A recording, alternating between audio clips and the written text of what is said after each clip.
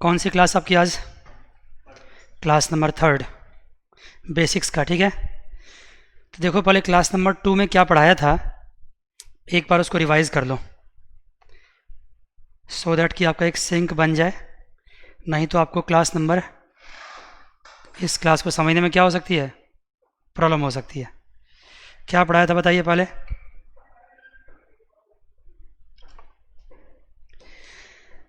Class number 2 में पढ़ाया था, रियल अकाउंट्स के बारे में स्टार्ट किया था। और रियल अकाउंट्स नॉन लिविंग होते हैं, रियल अकाउंट्स नॉन लिविंग होते हैं, उसको एसेट्स कहते हैं। एग्जाम्पल दिया था क्या मैंने? Tangible furniture, machinery, plant etcetera. Intangible goodwill, copyright, trademark, patents and no one etcetera. Tangible जो दिखता भी है, टच भी कर सकते हैं, रिप्लेस भी कर सकते हैं, लेकिन इंटेंजिबल सिर्फ वैल्यू कर सकते हैं। रियल अकाउंट्स में परचेज अगर करेंगे तो कम्स इन होगा, सेल करेंगे तो क्या होगा, गोज आउट होगा। नॉमिनल अकाउंट का उसके बाद स्टार्ट कर दिया था। टेम्परेरी नेचर होते हैं, एक्सपेंसिव लॉसेज होते हैं, इनकम प्रॉफिट्स एंड गेन्स होते हैं। नॉमिनल अकाउंट किस नेचर के होते हैं? टेम्परेरी नेचर के। Expensive losses, income profit and gains, ये सभी टेम्परेरी होते हैं। ये सारे एग्जाम्पल्स आपके सामने थे। पर्सनल अकाउंट के बारे में मैंने उस वक्त नहीं बताया था, यहाँ फिर से डिस्क्राइब कर दिया। कोई भी पर्सनल अकाउंट या तो रिसीवर हो सकता है या क्या हो सकता है, गिवर हो सकता है। ये बातें मैंने पर्सनल अकाउंट बताई थी, यस सर बताई थी। पर्सनल अकाउंट या तो रिसीवर हो सकता है या क्या हो सकता है, गिवर हो सकता है। यस, रिसीवर या गिवर हो सकता है। और रियल अकाउंट क्या हो सकता है, कम्स इन या goes out. Nominal account expensive losses, income and profits. यहां तक की बातें क्लियर है? फिर मैंने कहा था कॉन्सेप्ट्स, एजम्पशंस एंड प्रिंसिपल्स को डिस्कस करेंगे। और मैंने उसमें से कौन से कॉन्सेप्ट से स्टार्ट कर दिए थे? सबसे पहला स्टार्ट किया था बिजनेस एंटाइटी कॉन्सेप्ट्स, याद है आपको? बिजनेस एंटाइटी कॉन्सेप्ट मैंने क्या बताया था? Business and businessman are two separate entities units. Business is suppose to be artificial body, all the accounting works are done in the books of the business.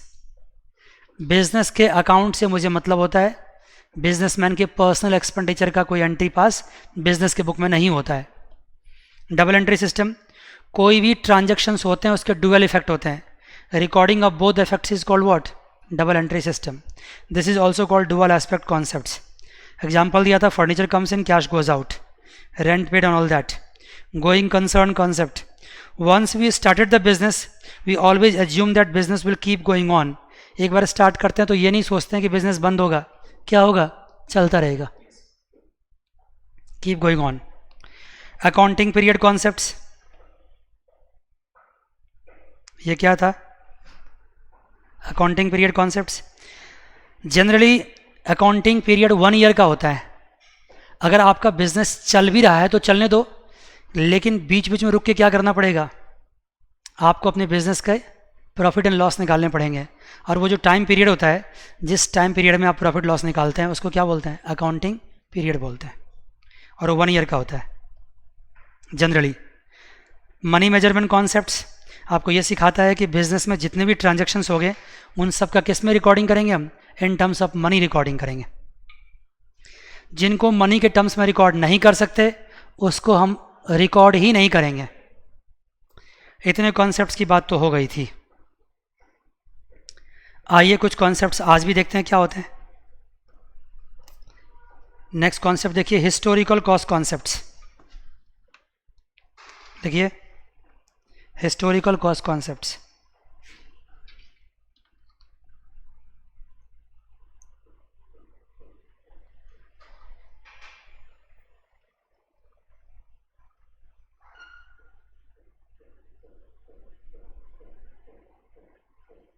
Historical cost concepts क्या होते हैं? देखिए ध्यान से, अगर इस कॉन्सेप्ट्स को आप ढंग से समझेंगे तो आपके लिए अकाउंटेंसी को समझ पाना बेहद ही आसान हो जाएगा।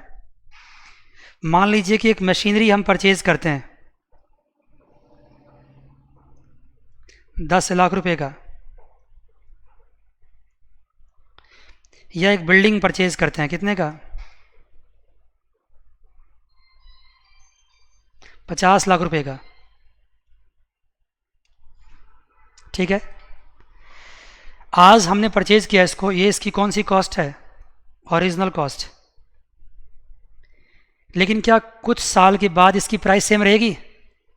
क्या हो सकती है? प्राइस चेंज हो सकती है, इसकी प्राइस बढ़ भी सकती है, इसकी प्राइस क्या हो सकती है? घट भी सकती है। तो जब हम अपना बैलेंस शीट बनाते हैं, अगर अभी आपको बैलेंस शीट के बारे में पता होगा, शायद नहीं भी है तो भी जान लीजिए, जब हम बैलेंस शीट बनाते हैं, इसके बारे में बाद में बताएंगे आपको हम बैलेंस शीट होता क्या है। तो मशीनरी को यहाँ दिखाते हैं, भाई हमारे पास कितने एसेट्स हैं, कहीं ना कहीं तो लिखना पड़ेगा ना। 10 लाख का दिखाया, बिल्डिंग को भी यहाँ दिखाएंगे, 50 लाख का दिखाया। लेकिन जब मैंने परचेज किया था इसको, तब इसकी वैल्यू 10 लाख या 50 लाख थी। मान लो उस बात को बीते हुए 5 साल हो गए, तो क्या आज भी इसकी वैल्यू 5 लाख 10 लाख है या 50 लाख से? नहीं, आज मार्केट में इसकी वैल्यू क्या हो गई होगी? ज़्यादा हो गई होगी या कम हो गई है। उसको क्या बोलते हैं हम? उसको बोलते हैं मार्केट वैल्यू। मान लीजिए मशीनरी की मार्केट वैल्यू आज अगर वही मशीनरी मार्केट में परचेज की जाए तो 20 लाख की, सपोज कर लीजिए, और बिल्डिंग की मान लीजिए वैल्यू हो गई 1 करोड़ की हो गई है। ऐसा हो सकता है। मशीनरी तो डेप्रिशिएबल एसेट्स है, हो सकता है उसकी वैल्यू कम भी हो जाए, लेकिन बिल्डिंग की वैल्यू तो कम नहीं होता है। ये इसकी मार्केट वैल्यू है, जो मैंने यहाँ दिखाया है इसकी मार्केट वैल्यू है। अब बताइए कि आप अपने बिजनेस में कौन सी कॉस्ट दिखाएंगे, इसकी मार्केट वैल्यू या इसकी बुक वैल्यू? देखो, यही अकाउंटिंग यहाँ कहता है कि मार्केट वैल्यू पे आप रिकॉर्डिंग नहीं कर सकते। जो मार्केट वैल्यू है उसको रहने दो, उस पर आप रिकॉर्डिंग नहीं कर सकते, क्योंकि मैंने कॉन्सेप्ट क्या दे दिया आपको? Historical cost concepts.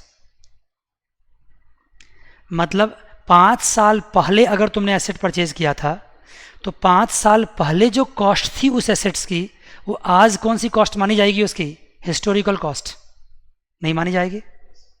भाई ये 10 लाख रुपए की मशीनरी है, आज की 10 लाख की वैल्यू है, 5 साल बाद ये 10 लाख क्या कहलाएगा? Historical cost. ये भी क्या कहलाएगा? Historical cost. और हिस्टोरिकल कॉस्ट पे ही क्या करते हैं हम? अपने बुक्स में, अपने बैलेंस शीट में एसेट्स को रिकॉर्ड करते हैं, मार्केट वैल्यू पे रिकॉर्ड नहीं करते हैं। तो मैं इसको यहाँ से काट देता हूँ। मैंने फिर भी आपको मार्केट वैल्यू सिखाया है सो दैट कि आप समझ पाएँ कि मार्केट वैल्यू में और हिस्टोरिकल कॉस्ट में क्या डिफरेंस है। तो रिकॉर्डिंग हम मार्केट वैल्यू पे कभी नहीं करेंगे। किस पे करेंगे हम? जो उसकी ओरिजिनल कॉस्ट होगी, जो उसकी हिस्टोरिकल कॉस्ट होगी, उस पर रिकॉर्डिंग करेंगे। लेकिन हिस्टोरिकल कॉस्ट से एक चीज़ माइनस करना अलाउड होता है, और वो क्या है? डेप्रिसिएशन।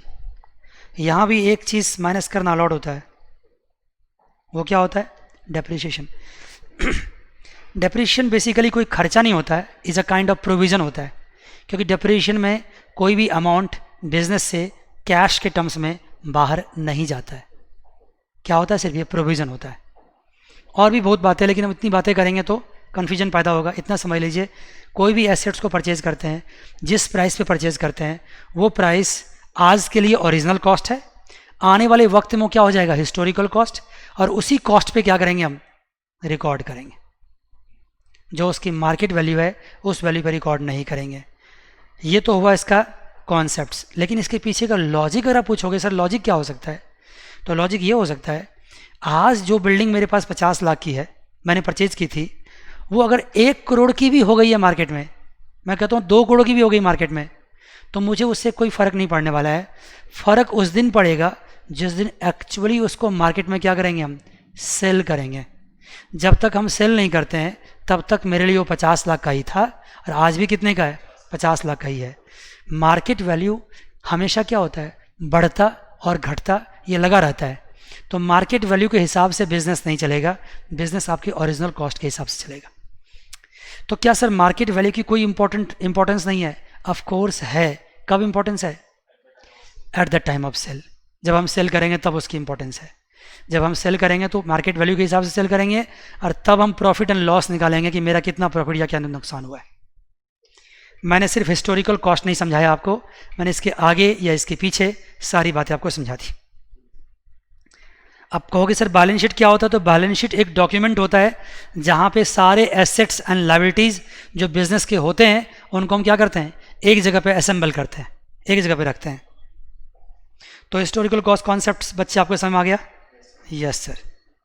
इसके थ्योरी लिखाने की ज़रूरत नहीं है, आपको तो सिर्फ बेसिक कॉन्सेप्ट डेवलप करना है ना, तो इसकी थ्योरी लिखवाने की ज़रूरत नहीं है आपको। लिख लो एक line. The original cost of assets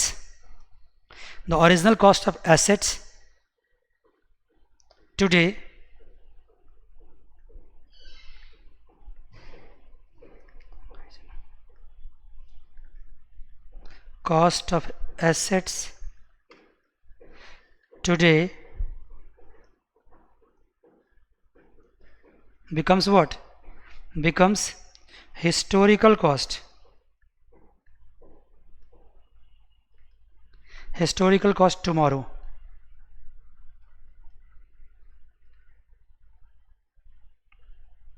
Right ना? And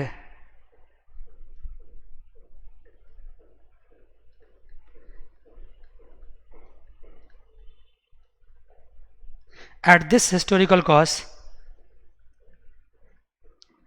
assets are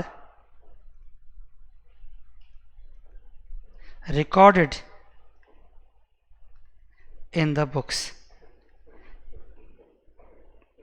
ब्रैकेट में लिख लो, not at market value. Market value पे नहीं रखते हम।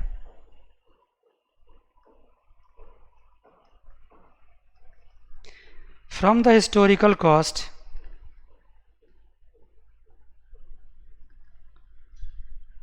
depreciations are allowed to be deducted.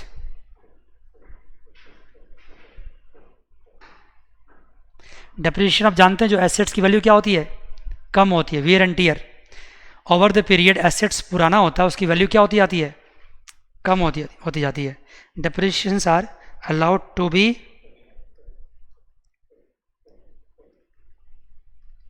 Depreciation को माइनस करना अलाउ कर देते हैं।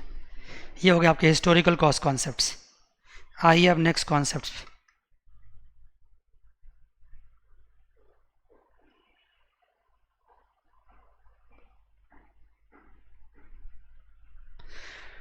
उसको बोलते हैं एक्चुअल कॉन्सेप्ट्स।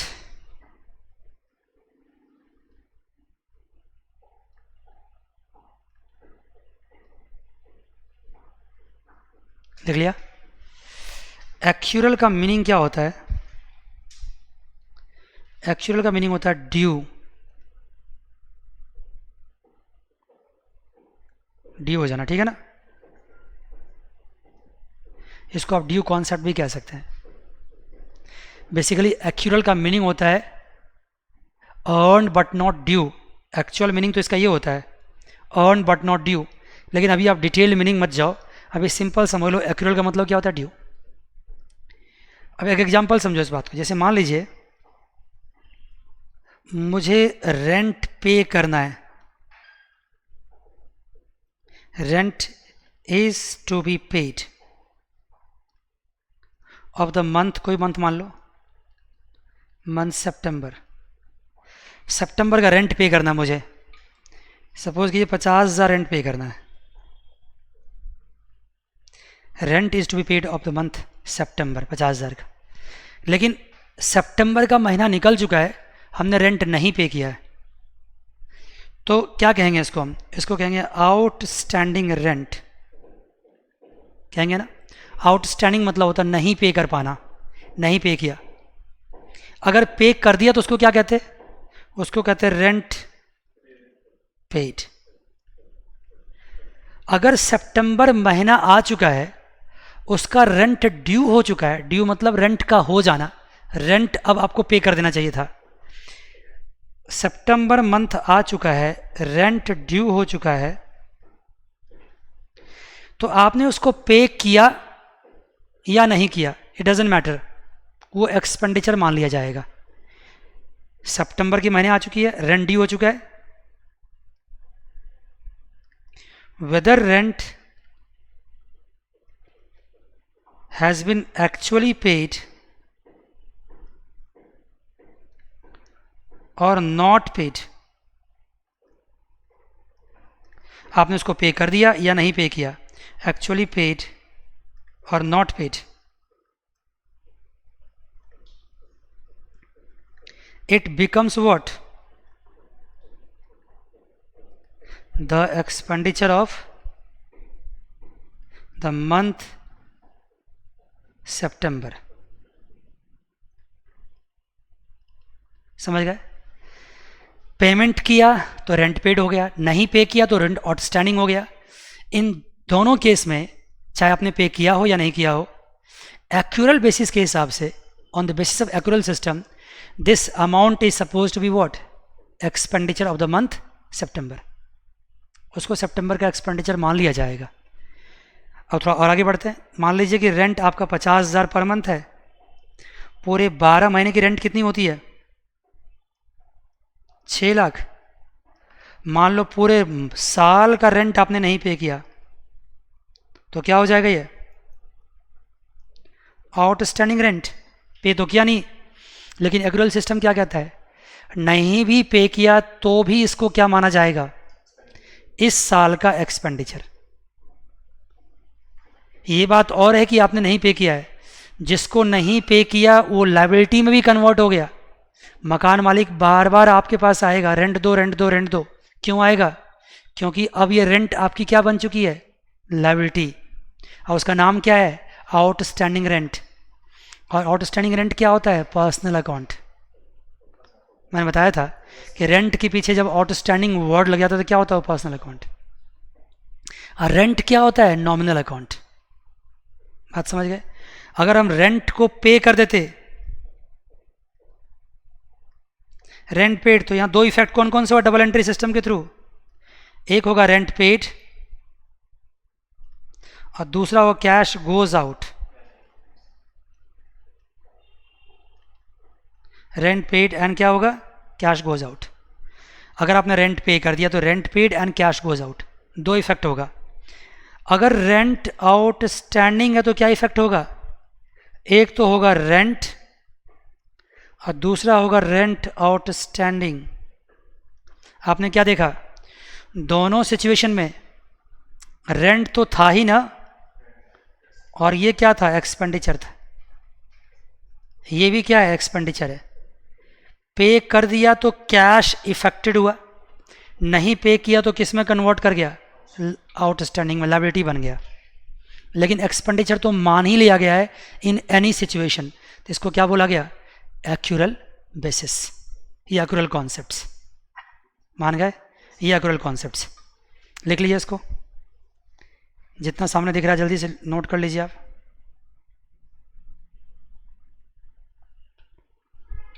ये सेंटेंस से लिखो, whether the rent has been actually paid or not paid, it becomes the expenditure of the month September। यहां तो लिख लिया है?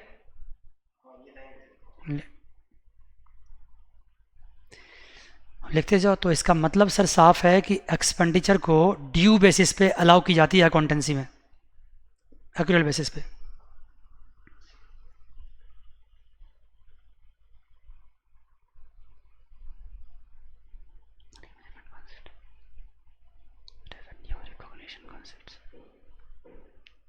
इसके थ्योरी आप बुक से भी लाइन बाय लाइन पढ़ सकते हैं। मेरा मकसद यहाँ पे है कि उस थ्योरी को क्या कर देना? डिकोड कर देना, एक्सप्लेन कर देना। एक्यूरल कॉन्सेप्ट के बाद नए कॉन्सेप्ट पे आइए,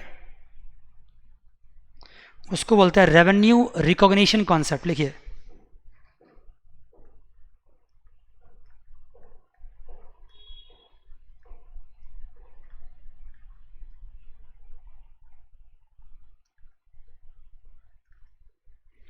revenue recognition concepts. This is called what? Revenue recognition concepts. इसका मतलब समझिए क्या होता है?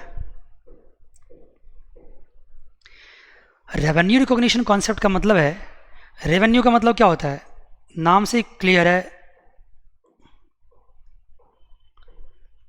Times and again.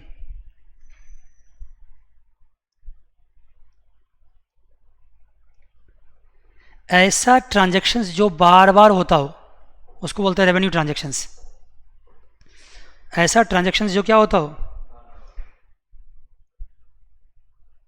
Transactions of repeating nature,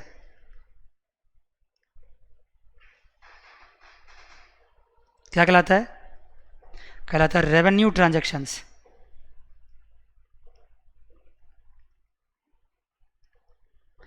Transactions of revenue nature is, repeating nature is called what? Revenue transactions. Revenue transactions दो तरह के हो सकते हैं, रेवेन्यू रिसिप्ट्स भी हो सकता है,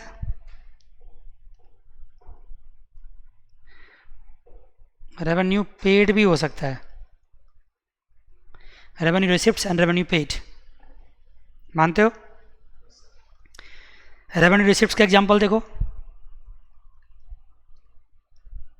जैसे सेल्स है, सेल्स क्या होते हैं, बार बार होते हैं। जैसे मान लो इंटरेस्ट रिसीव्ड है,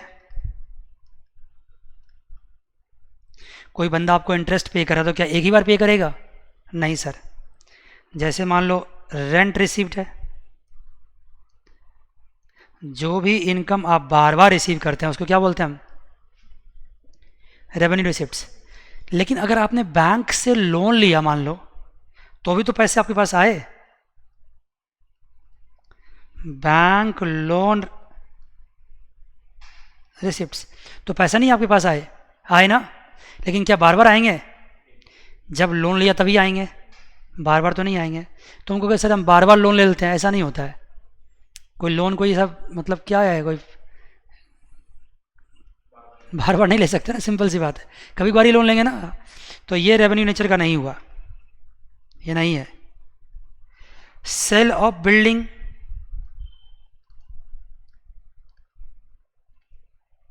उसमें भी पैसे आपके पास आएंगे, लेकिन क्या रेवेन्यू होगा? नहीं हो सकता। क्यों नहीं हो सकता है? क्योंकि आपके पास एक दो बिल्डिंग है, कितनी बार सेल कर लोगे आप? नहीं कर सकते ना, तो ये भी रेवेन्यू नहीं है। ये मत समझना कि जहां से भी पैसा आता है वो रेवेन्यू ही होता है, ऐसा मत समझना। रेवेन्यू तब होता है जब वो किस नेचर का होता है?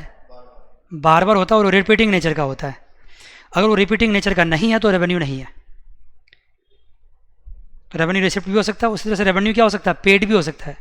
एग्जाम्पल लीजिए, जैसे मान लो आपका सैलरी पे किया, जैसे आपने रेंट पे किया, सैलरी पेड, रेंट पेड, या आपने रिपेयर का खर्चा किया। भाई कुछ ना कुछ रिपेयर बिजनेस में लगा ही रहता है, और भी एक्सेट्रा बहुत सारे खर्चे हो सकते हैं, एक्सपेंडिचर जो बार बार होते हैं, रिपीटिंग नेचर के होते हैं। लेकिन बताओ, मैं बिल्डिंग परचेज करता हूँ, जब मैं बिल्डिंग परचेज करूँगा तो भी तो मेरे पैसे क्या होंगे? जा रहे हैं ना, लेकिन बार बार जाएंगे क्या? तो क्या रेवेन्यू होगा? ये नहीं होगा sir. Bank loan paid back, अगर बैंक लोन आपने वापस कर दिया,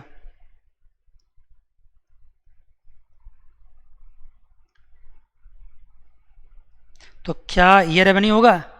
नहीं होगा सर, ये भी रेवेन्यू नहीं होगा। क्योंकि क्या बैंक लोन हम बार बार लेते हैं?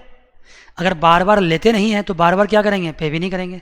एक बार लेंगे, एक बार पे करेंगे, ठीक है ना। तो ये भी रेवेन्यू नेचर का नहीं हुआ। लेकिन कई बच्चे ये सोचते होंगे सर एक बैंक से एक बार लेंगे, दूसरे बैंक से दूसरी बार लेंगे।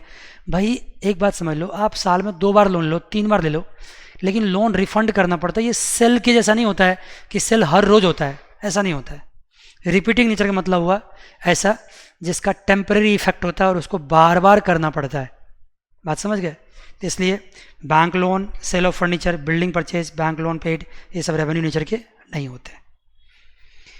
तो रेवेन्यू रिकॉग्निशन कॉन्सेप्ट में क्या था? रेवेन्यू रिकॉग्निशन कॉन्सेप्ट का मतलब था कि आपको आपके बिजनेस में होने वाले एक्सपेंडिचर को जो रेवेन्यू नेचर के हैं उसको क्या करना पड़ेगा? रिकॉग्नाइज करना पड़ेगा। रिकॉग्नाइज मतलब पहचानना पड़ेगा। और कैसे पहचानोगे? तो मैंने अभी कॉन्सेप्ट दिया आपको। क्या कॉन्सेप्ट दिया? जो रिपीटिंग नेचर के होंगे उसी को क्या मानोगे आप? रेवेन्यू। अब आपके पास 100 पेमेंट्स दे रखे हैं बिजनेस के, उसमें से रेवेन्यू क्या करोगे आप? बड़े आराम से ढूंढ लोगे। नहीं ढूंढ सकते हो? सर ये तो बार बार होता है, ये कभी कभार होता है, ये तो कैपिटल नेचर का है। तो जो रेवेन्यू नेचर का नहीं होता है ना, वो कौन से नेचर का होता है? वो होता है कैपिटल नेचर की। ये जान लो, जो रेवेन्यू नेचर का नहीं होता वो क्या होता है? कैपिटल नेचर का होता है। तो इसका मतलब कैपिटल नेचर के पेमेंट्स भी होते हैं और कैपिटल नेचर के रिसिप्ट्स भी होते हैं। ऑफ कोर्स होते हैं। उसको क्या बोलते हैं? उसको बोलते हैं कैपिटल रिसिप्ट्स। और क्या बोलते हैं? Capital payments. कितना बढ़िया हुआ देखो ना कि आप रेवेन्यू से ही क्या हो गया?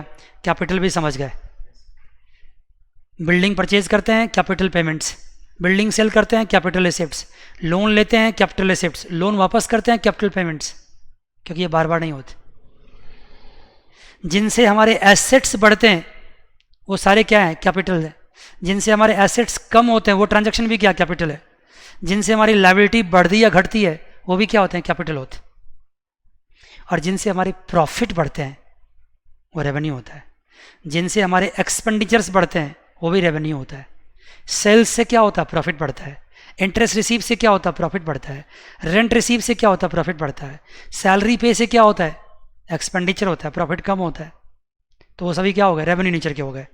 तो रेवेन्यू रिकॉग्निशन कॉन्सेप्ट्स को डिस्कस करके हमने ये बताया कि जब आपके पास बहुत सारे ट्रांजैक्शंस है तो उसको आप क्या कर सकते हो? अलग अलग कर सकते हो। किसमें? रेवेन्यू में और कैपिटल में। सर अलग करना जरूरी क्यों है? क्यों सीख रहे हैं ये सब चीज़ हम? जरूरी है। जो रेवेन्यू वाले होंगे ना उससे प्रॉफिट एंड लॉस निकलेगा, और जो कैपिटल वाले होंगे उससे क्या निकलेगा? बैलेंस शीट निकलेगा। आप अभी नहीं समझ पा रहे हैं तो बहुत अच्छी बात है, समझ पा रहे हैं तो भी अच्छी बात है, कोई दिक्कत नहीं है, क्योंकि आगे तो वो आने वाला ही है। बात समझ गए? लेकिन मैं जब कुछ आगे बताने वाला होता हूँ ना तो थोड़ा थोड़ा उसके बारे में पुश में पहले से ही करने लगता हूँ। रेवेन्यू वाले जितने भी आइटम्स हैं उनसे क्या निकलेंगे? Profit and loss. और कैपिटल वाले जितने आइटम्स हैं उससे क्या बनेंगे? Balance sheet. एक टर्म्स में कहीं लिख देता हूँ इस बात को। रेवेन्यू एक्सपेंडिचर से जितने भी रेवेन्यू वाले आइटम्स होंगे उससे क्या हेल्प होगा बनाने में आपको? Profit and loss. और जो कैपिटल वाले नेचर के आइटम्स हैं उससे क्या बनेंगे? Balance sheet. Yes sir. तो देखा आपने, रेवेन्यू रिकॉग्निशन कॉन्सेप्ट्स आपने देख लिया। इसके जस्ट बाद एक कॉन्सेप्ट लिखो, उसको बोलते हैं क्या? उसको बोलते हैं मैचिंग कॉन्सेप्ट्स।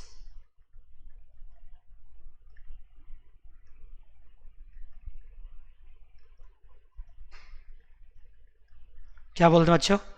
Matching concepts. क्या होता है सर मैचिंग कॉन्सेप्ट्स?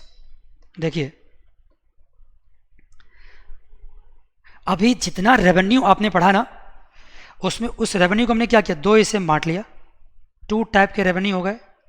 एक क्या हो गए? एक हो गए रेवेन्यू इनकम, हो गए ना। दूसरे क्या हो गए? Sir revenue expenditure. क्या बात है? अब रेवेन्यू इनकम को हम एक साथ कलेक्ट कर लेंगे, रेवेन्यू एक्सपेंडिचर को भी एक साथ कलेक्ट कर लेंगे। मान लो रेवेन्यू इनकम आ गया कितना?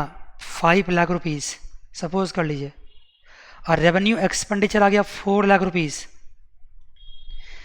तो जब तक इन दोनों को हम मैच नहीं करवाएंगे, जब तक इन दोनों को हम मिलाएंगे नहीं, तब तक मुझे एक्चुअल प्रॉफिट पता नहीं चलेगा। तो एक्चुअल प्रॉफिट कितना हो गया सर? इसमें से क्या करो? एक्सपेंडिचर को माइनस कर दो। रेवेन्यू एक्सपेंडिचर कितना? 4 लाख। तो प्रॉफिट कितनी बच जाएगी आपकी? 1 lakh. This is called what? This is called revenue profit. ये प्रॉफिट हो गया आपका। प्रॉफिट कब हुआ बताओ ना? जब आपने रेवेन्यू इनकम को किससे मैच किया? रेवेन्यू एक्सपेंडिचर से मैच किया। दैट इज़ वाई इसको कहते हैं मैचिंग कॉन्सेप्ट्स। और ये बताओ कि पहले मैचिंग कॉन्सेप्ट जरूरी था कि पहले रेवेन्यू रिकॉग्निशन कॉन्सेप्ट जरूरी था? क्योंकि जब तक रेवेन्यू को रिकॉग्नाइज ही नहीं कर पाओगे तब मैच कैसे करोगे। और मैचिंग कॉन्सेप्ट के हेल्प से ही हम क्या बनाते हैं, प्रॉफिट एंड लॉस अकाउंट बनाते हैं। जब प्रॉफिट लॉस अकाउंट बनती है ना, तो एक साइड होते हैं एक्सपेंडिचर और दूसरे साइड क्या होते हैं, इनकम्स। कौन से एक्सपेंडिचर, रेवेन्यू, कौन से इनकम, रेवेन्यू, और उनको क्या करते हैं हम, मैच, और फिर क्या निकालते हैं, प्रॉफिट। अकाउंटिंग में जो भी स्टेप्स हम लेते हैं ना, सब किसी न किसी कॉन्सेप्ट्स की हेल्प से लेते हैं, उनके बारे में हर चीज़ कुछ ना कुछ लिख रखा है। This is called what, matching concepts. आगे अभी लिखिए, एक्रूअल कॉन्सेप्ट्स हो गया, मैचिंग कॉन्सेप्ट्स हो गया, रेवेन्यू रिकॉग्निशन कॉन्सेप्ट्स हो गया, ठीक है ना। अब लिखिए एक चीज़, एक प्रिंसिपल के नाम से लिखिए आप। देखो प्रिंसिपल्स एंड कॉन्सेप्ट्स बुक्स में अलग अलग दे रखे हैं। अगर मैं 11-12 लेवल पे पढ़ाता ना तो इन सबको अलग अलग कर देता, लेकिन आपको जो बेसिक्स चाहिए उसके लिए इनको अलग अलग करने की ज़रूरत नहीं है। आपको बस टर्म्स का ज्ञान चाहिए कि है क्या चीज़ है। तो आइए देखिए क्या है, फुल डिस्क्लोजर प्रिंसिपल। लिखिए फुल डिस्क्लोजर प्रिंसिपल। कुछ नहीं है, चैप्टर बना रखा अलग अलग बस। फुल डिस्क्लोजर प्रिंसिपल,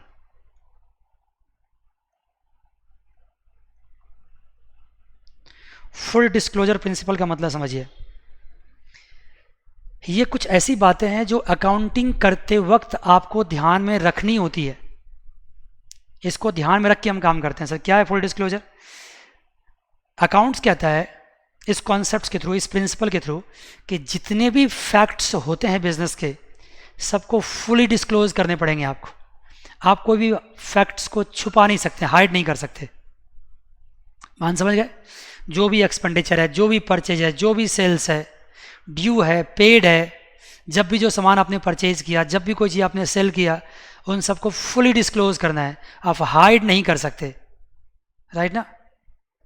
मतलब all the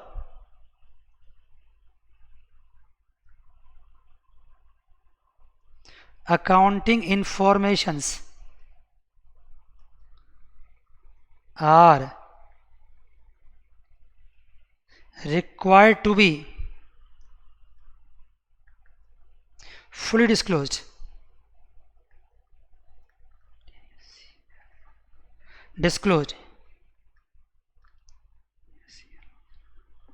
fully disclosed, right ना। किसी को हम हाइड नहीं कर सकते। तो ये हो गया फुल डिस्क्लोजर प्रिंसिपल। नेक्स्ट पे आ जाइए, जस्ट इसके बाद लिखिए मटेरियलिटी कॉन्सेप्ट्स। अपने बुक्स में करना है। अकाउंट्स में सारी बातें लिखनी है, छुपानी नहीं है कुछ भी। फुल डिस्क्लोजर का मतलब यही हुआ कि जो बुक्स बनेगा ना, जो जर्नल्स, लेजर, सब्सिडियरी ये सब बनता है ना, उनको आप प्रॉपरली बनाएंगे, कुछ भी छुपाएंगे नहीं। मटेरियलिटी कॉन्सेप्ट देखो क्या कहता है। Materiality concept full disclosure principle को थोड़ा सा काटता है, थोड़ा उसके अगेंस्ट जाता है। क्या जाता है? ये कहता है कि only material facts should be what, disclosed. लिख लो,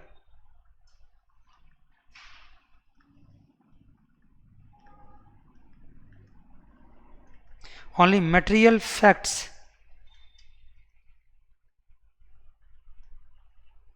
should be disclosed.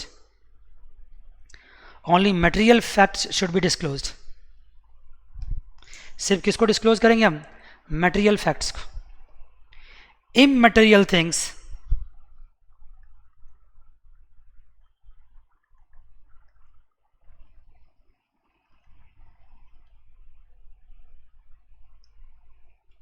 Should be avoided. Immaterial को क्या करेंगे हम? अवॉइड कर देंगे। जैसे मैं बताता हूँ आपको, मान लो कि आपके बिजनेस में एक कांच का ग्लास टूट गया, तो क्या उसकी एंट्री पास करोगे? क्यों? क्योंकि ये छोटा सी चीज़ है। ब्रूम में वो ख़राब हो गया, कहीं फिनाइल, कहीं एसिड इस्तेमाल किया आपने, तो क्या उसकी भी एंट्री पास करोगे? करेंगे जरूर, लेकिन उन सब की अलग अलग नहीं, उन सबको कंबाइंड रूप से क्या बोलते हैं हम? सन्ड्रीज बोलते हैं। क्या बोलते हैं? सन्ड्रीज। जितने भी छोटे मोटे खर्चे होते हैं उसको क्या बोलते हैं? सन्ड्रीज बोलते हैं। बात समझ गए? ऐसा मत करना कि अब ग्लास, कांच का ग्लास एक टूट गया तो उस पर एक पूरे पेज ही लिख देना कहीं जाकर के, वो भी तो फैक्ट्स है। फुल डिस्क्लोजर प्रिंसिपल के हिसाब से उसको भी डिस्क्लोज करना चाहिए। अगर फुल डिस्क्लोजर प्रिंसिपल के कंट्रेरी में अगर ये मटेरियलिटी कॉन्सेप्ट नहीं आया होता तो क्या करते आप? वो कांच के ग्लास जो टूटे हैं उसकी भी क्या करते? बड़ी ज़बरदस्त 2 पेज की रिकॉर्डिंग करते। लेकिन मटेरियलिटी कॉन्सेप्ट ने क्या कहा? भाई वैल्यू कर लो, चेक कर लो, अगर कोई छोटी मोटी बातें हुई है तो उसको क्या कर लो, सन्ड्रीज के नाम से एंट्री पास करो, उसके लिए कोई अलग से ऐसे मत लिख डालना, सिंपल तरीके से कर दो। This is called what? Materiality concepts. ठीक है ना? तो फुल डिस्क्लोजर प्रिंसिपल जो कहता है उसी में थोड़ा सा ये चेक लगा देता है, बैलेंस कर देता है। ये मत करना कि फुल डिस्क्लोजर प्रिंसिपल के हिसाब से जो मर्जी वो कर दिए, थोड़ी सी ध्यान रखना कि मटेरियल क्या है, इमटेरियल क्या है। बात समझ गए? यस सर, ये मटेरियलिटी कॉन्सेप्ट्स हो गए। एक और चीज़ लिखिए, उसको बोलते हैं concepts of prudence.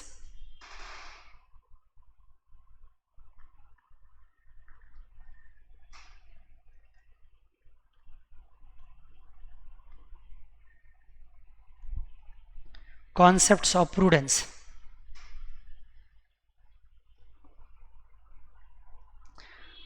Concepts of prudence एक चीज सिखाता है कि do not anticipate for future income. लिख लो,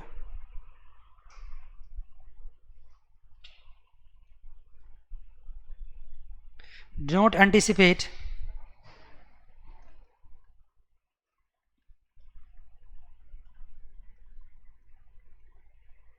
फॉर फ्यूचर इनकम।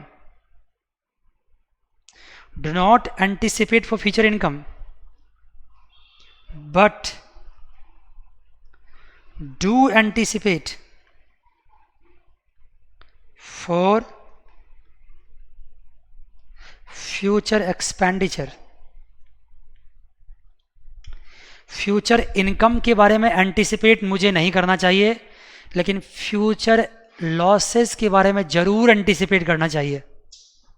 इसके पीछे की क्या भावना है सुनो, क्या कॉन्सेप्ट है।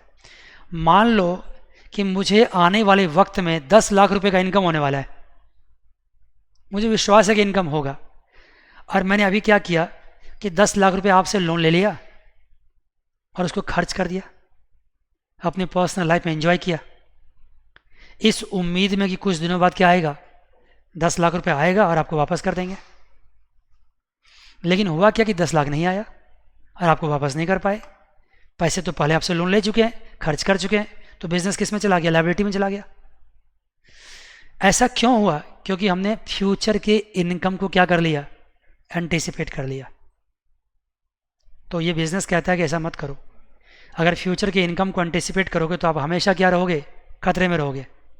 पहले कमा लो, फिर जो एंजॉय करना एंजॉय करना। अगर मान लो कि मैं आपसे लोन लेकर के नहीं बल्कि कमा के खर्च करता, तो मैं खर्च करता ही नहीं क्योंकि कमाई हुई नहीं।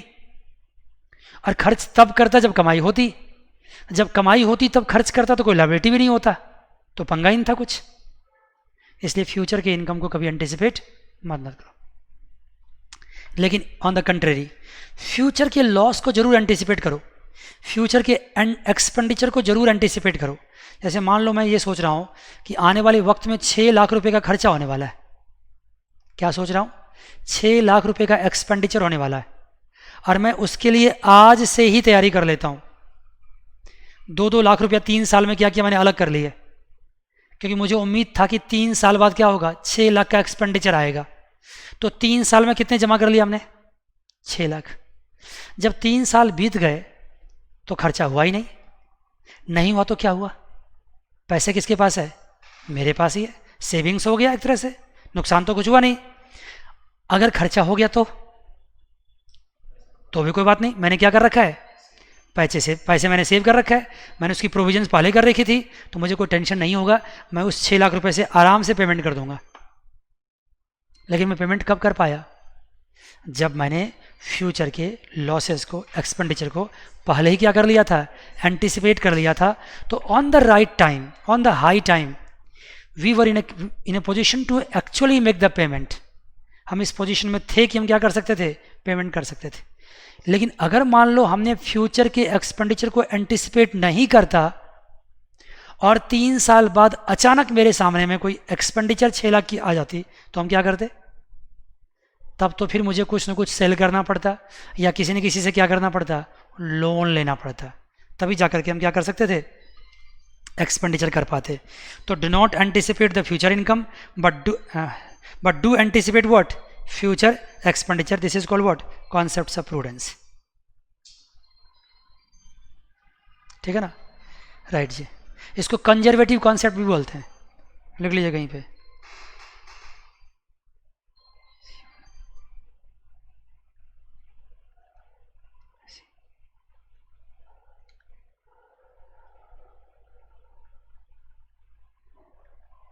कंजर्वेटिव कॉन्सेप्ट्स भी बोलते हैं.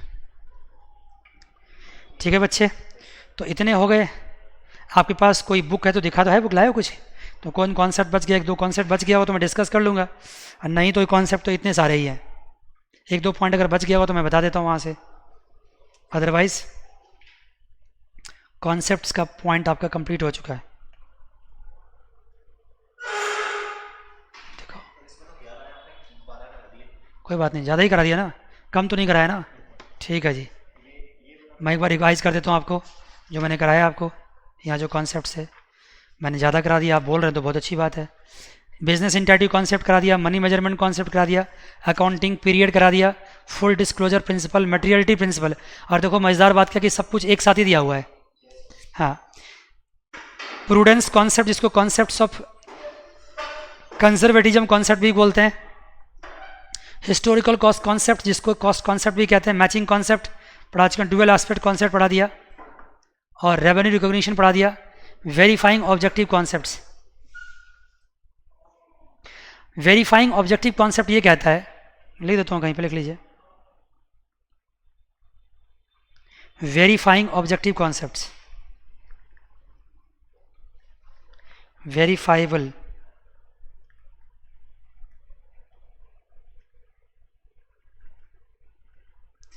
वेरीफाइबल ऑब्जेक्टिव कॉन्सेप्ट कहता है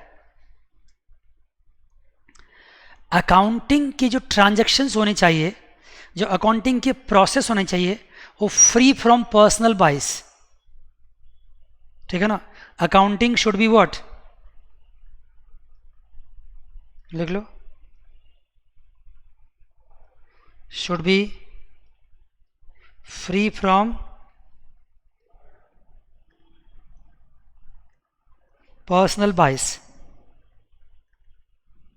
मतलब अकाउंटिंग फेवरेटिज्म ना करे. ऐसा नहीं कि जो मालिक को पसंद हो अकाउंटेंट वही एंट्री पास करे. बात समझ गए? अकाउंटिंग बिल्कुल एक्चुअल फैक्ट्स के हिसाब से होने चाहिए, ना मालिक के फेवर में होनी चाहिए, ना स्टाफ के फेवर में होनी चाहिए, ना गवर्नमेंट के फेवर में होनी चाहिए.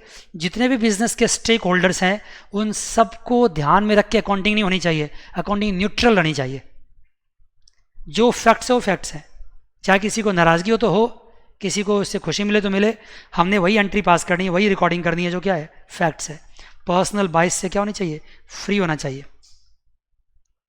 जो उसकी मेजरमेंट होगी, बिल्डिंग की मेजरमेंट, प्लांट की मेजरमेंट, ये सब क्या होना चाहिए, बिल्कुल वेरीफाइंग एविडेंस के आधार पे होना चाहिए. एक सेंटेंस और लिख लो, measurement that are based on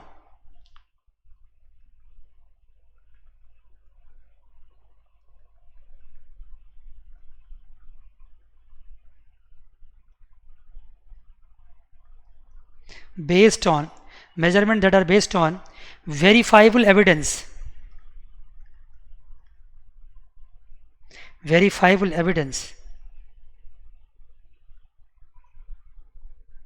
are regarded as objectives.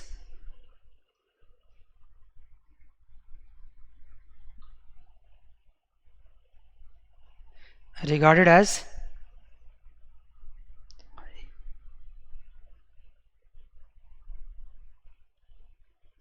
Objectives.